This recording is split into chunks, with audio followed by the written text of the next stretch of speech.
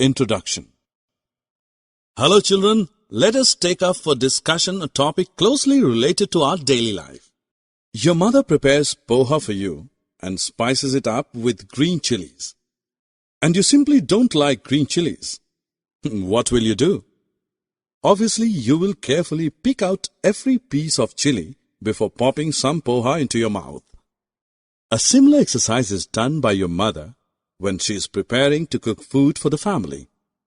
You must have noticed her separating stones and other unwanted particles from rice, wheat, and pulses before cooking them. Though some impurities and undesirable particles can be removed by hand picking, it may not always be the case. In many mixtures, components are not easily separable. In such cases, some other techniques of separation are used. We will discuss the different methods of separation of substances in this lesson. Most of the things that we use in our daily life are in the form of mixtures. Not every component of a mixture is useful. For example, some food preparations may contain a constituent that is not liked by us.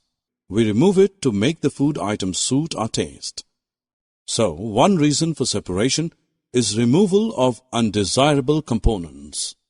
Similarly, we find stones, mites, etc. in rice, wheat, pulses, etc.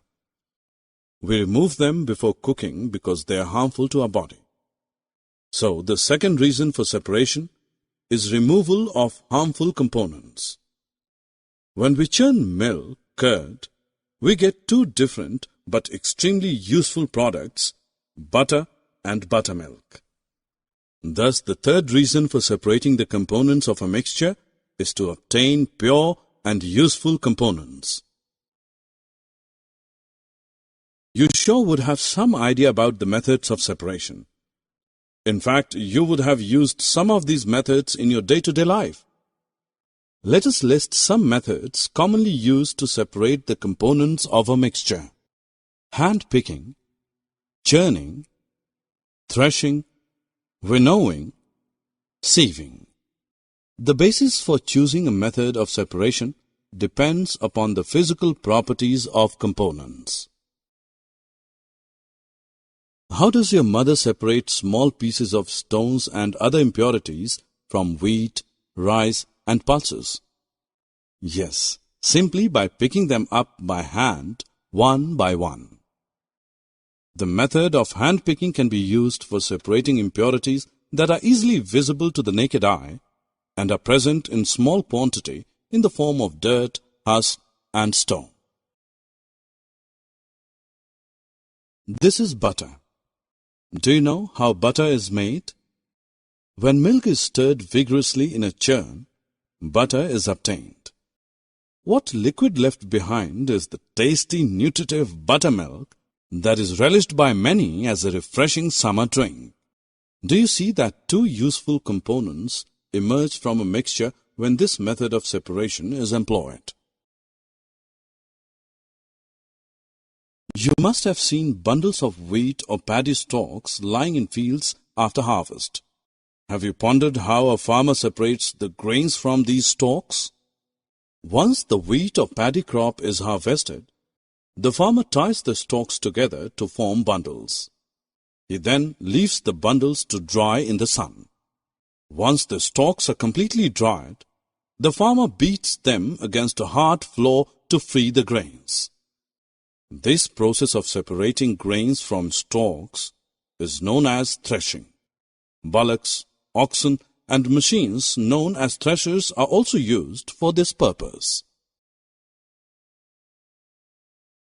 During your numerous train trips down your countryside, you would have noticed women standing at a height, shaking a basket held over their heads continuously.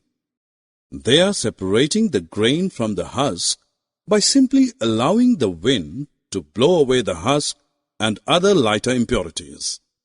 The heavier grain falls down on the ground in a heap.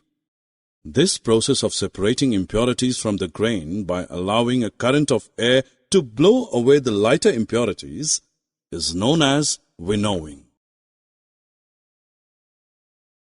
Children, have you seen how your mother removes bran and other impurities from flour? They separate the coarse bran from the fine flour with the help of a sieve. This technique of using a sieve to separate the solid components of different sizes in a mixture is known as sieving. In this method, the mixture is placed on the sieve and shaken. The smaller particles pass through the holes of the sieve to the container placed below and are thus separated from the bigger particles that are retained in the sieve. Summary. Let us summarize what we have learned. The separation of the components of a mixture is done to remove undesirable and harmful components and to obtain pure and useful components. Some common methods of separation of the components of a mixture are hand-picking, threshing, winnowing, and sieving. Hand-picking is the method used to separate impurities visible to the naked eye and present in small quantity.